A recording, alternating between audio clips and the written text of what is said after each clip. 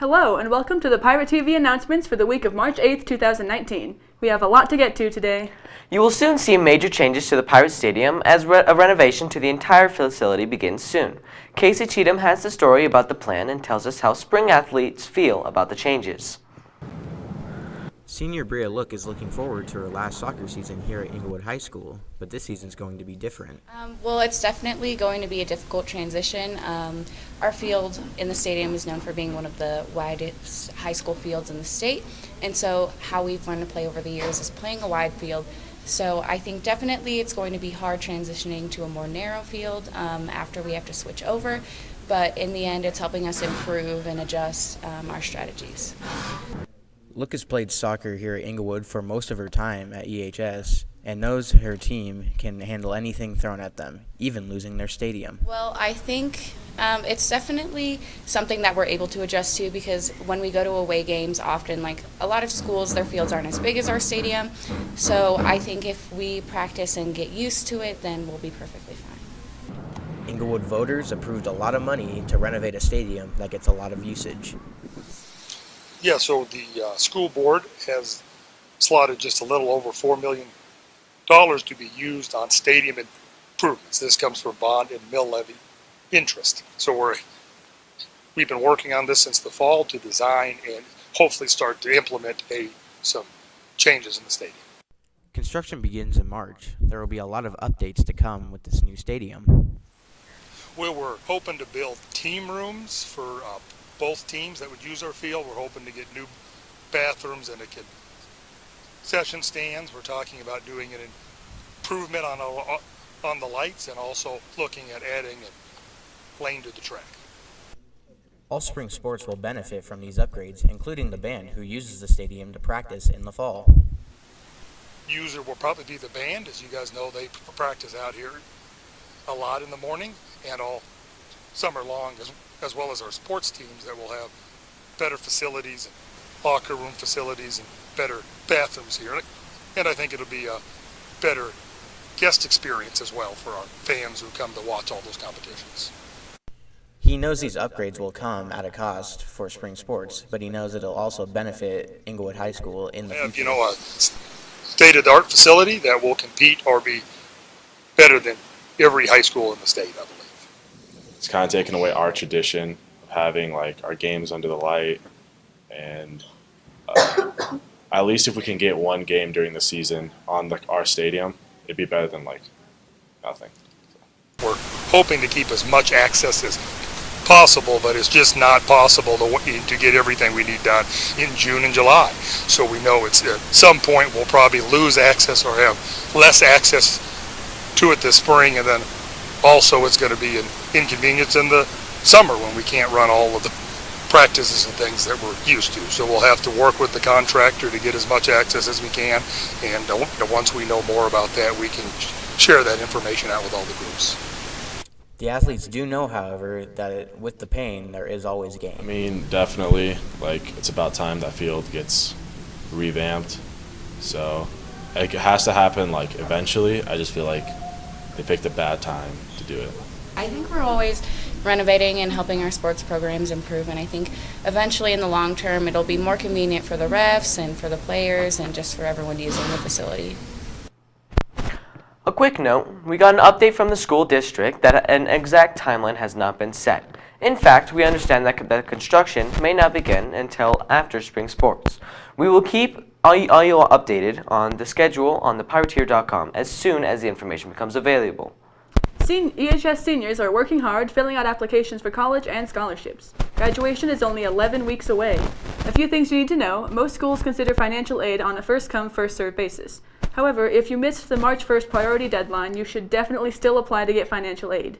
EHS Spring FAFSA Day is March 21st from 8 a.m. to 8 p.m. during conferences in the Future Center. Also, seniors, double-check that you have a cap and gown ordered. Also, if you're still looking for more money to pay for college, make sure you stop by the Future Center to see Miss Erin about the 3 Englewood scholarships that just opened. These are only available to seniors in our district. See Miss Erin today. The biannual blood drive held last week has a huge success. The NHS says 78 pints of blood were donated by 85 people. The significance of the donation is equivalent to the total of 234 lives saved. The yearbook class is selling their yearly book for only $45. It is one of the least expensive yearbooks in Colorado. Don't miss your chance to hold on to the memories from your year. The Theater and Tech Department performed a spring musical Fiddler on the Roof to large crowds last weekend. Even the snowstorm Saturday night couldn't keep the fans away.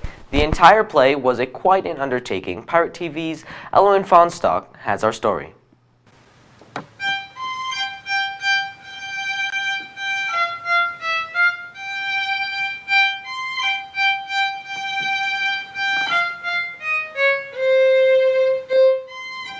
Junior Heavenly Escobar has been in place at Englewood for 7 years. She will take the stage as matriarch Golda in Fiddler on the Roof. So my part is Golda. She is one of the main characters. She is Tevia's wife, and she's kind of the strong influence of the family. She's very strong-minded. I think of her as kind of like the head of the house. Even though Tevia is the head of the house, in her own way she kind of is. The spring play for this year is Fiddler on the Roof. It was written in 1964 and is famous to this day for its gorgeous music and interesting story. The show that we've chosen is Fiddler on the Roof, and Fiddler on the Roof is a classic musical about a family living in Russia. They are a Jewish family in a Jewish community, and they are breaking all the rules when it comes to marriage and falling in love. And it also speaks a little bit to racism, and it's a very appropriate piece for today. Miss Pickering has even been in the show herself when she was younger, both on stage and backstage. She is very excited to perform it this March. Because I love it, because I've both been in it and been backstage for it in the past, because the students have mentioned that they might be interested in doing a more classic show. The music is amazing, it's funny, it's heartwarming, and it's also kind of serious and sad at the end. Amy Pickering is new to the Englewood Theater Department and has very ambitious plans for this year's spring play. Mrs. Pickering and the tech theater class have been building the set and inventorying props and costumes. So we have kind of an ambitious tech plan. We are building most of the set from scratch. We're actually in the scene shop right now where a lot of that set building is taking place that students are doing. Mr. Robinson, who's the new middle school dean this year, has come up with an incredible set design for us that we are beginning to implement. And without giving too much away, we are going to be having some really fun special effects. There's kind of a spooky scene in the middle. I'll just do this without giving too much away. And it's going really well. I think she has good ideas. I think it's a new twist on what we've previously done. You know, we're building a bunch of new stuff. We're moving everything around. We're learning how to do everything over again, really. And I just think she's doing great. The actors are hard at work learning their lines, practicing music, and readying themselves for the upcoming performances. I mostly go over a lot of it, so any type of free time I can get, I will run through lines with my friends, or my mom is kind of a big supporter in that, and we run through lines. The students are doing such a great job with the character choices and the little love stories. Like, there's just all these little love stories that are so sweet. You'll be happy, and even if you're not, there's more to life than that. Excitement builds as the performance dates get closer. As far as tech, I'm really excited for the sets we're building, the new items, and how we're going to incorporate those into this show and future shows as well. I think I'm most excited for the dream. Just that scene is so energetic, and just it's very well put together so far. The cast performs on March 1st and 2nd. Reporting from Pirate TV, this is Ellen Fonstock.